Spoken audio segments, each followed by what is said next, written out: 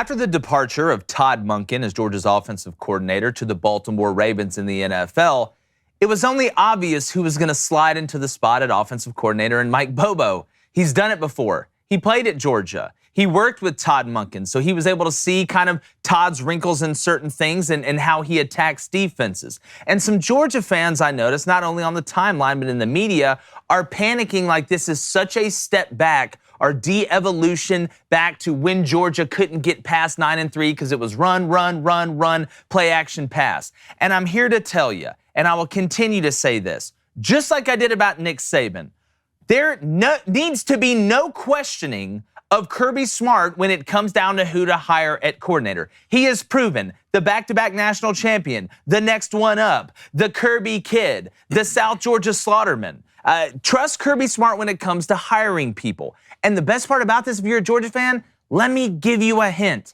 It's not as much about the system as it is about the players. That's why there's been so many different types of offenses that have worked to help teams win national championships. If it was the case where the system was more important than the player, then there typically would be one, maybe two systems that everybody ran in college football, and those would be the only ones that worked. But it's not. It's more about the players. The offensive coordinator's job, whether it be run, whether it be pass, whether it be magic tricks or illusions, Father, his job is to put those players in the best position.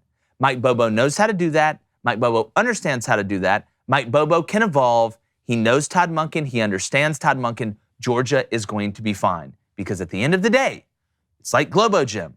Our players are better than yours, and we know it. I'm going to bring in my co-host, David Cohn, former Michigan quarterback. Nice haircut, Dave. Thank you. Looking you too. Fresh. Thanks, man. And you Looking too. Fresh. Blonde. Got a nice hair. Hair is always looking. Is there always like that, Dave? Like even when you sleep and you get up, just slick back. I feel like I've never seen David's hair messed up. I don't think I've seen it either. Yeah. Are you one of those stiff hairs where it just stays? Super stiff hair. Super stiff hair? Got that news anchor in. You got that news anchor deep inside. This is good. This is a good way to start. Definitely. Well, I just want to give you some credit. And then my brother, obviously, former Western State, Colorado wide receiver, wearing a nice salmon-colored shirt. Is that what that color is? Just glad it's not 1,000 degrees in here. Either walk in here, it's either 1,000 degrees or 46 degrees. I found a good mix today. It's either a Lil Wayne song or a Frosty the Snowman movie. But let's get back to Mike Bobo. David, to all the Georgia fans out there. Now, am I saying that Mike Bobo's offense is as intricate in the passing game and a lighter personnels than what Todd Monken's is? Yes, actually. I don't think Mike Bobo gets enough credit for what he can do at 10%. Go back and watch what he did at Auburn, who you didn't have as good of players at Auburn as you do at Georgia. A lot of the play calls he called at Auburn that didn't work are going to work at Georgia because they have monsters running over there, monsters and men.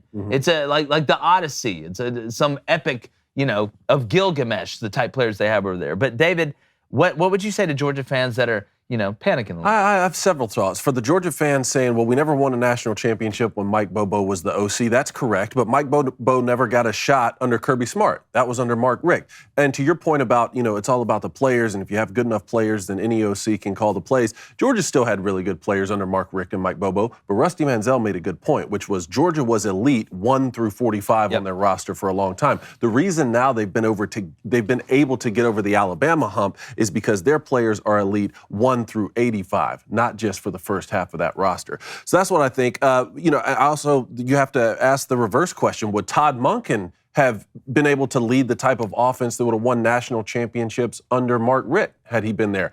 I think the answer is probably still no, for the same reasons that we've discussed, even though I do understand some reservations that Georgia fans have about the play calling under Mike Bobo. I just think one situation that's interesting here is it's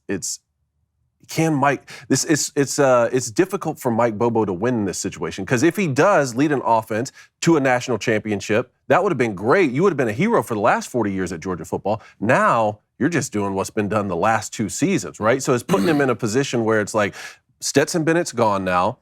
I'm going to have to start over with a new quarterback. And even if I can take Georgia to the promised land, all I'm doing is, doing what the team's done the past 2 years. One more thought, though. He led Aaron Murray to be the all-time SEC passing leader when he was the offensive coordinator. Matt Stafford, and right? touchdown leader. And Matt Stafford as well. So, he's had great quarterbacks, great players. Let's see what happens here. I mean, the guy can coach. You are breaking in a new quarterback. Stetson's not there anymore. That's going to make it. Well, I think they're thinking it's going to be Carson Beck. I hope so, because I think right now Vandegrift just Carson seems Beck like a guy you want to punch in the is the face. closest guy up. When I look at Georgia, it's this. You're into the territory now where you're the hunter, right? You're not the hunted anymore. You are replacing classes. You're the hunted, not the hunter anymore, right?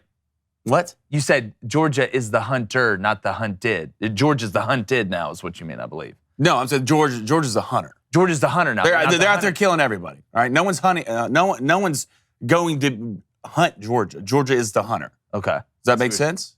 Yeah, I feel like back-to-back national champions. I don't think Georgia's the hunted. No one's hunting. No, Georgia's going to kill you. Georgia's going to get their food. They're not worried about anybody else coming to kill. Okay, you're talking about their mindset. I see what you're saying. Okay, yeah. So this is what when I look at teams like this, especially Georgia, it's about what your schedule looks like and what you're bringing back.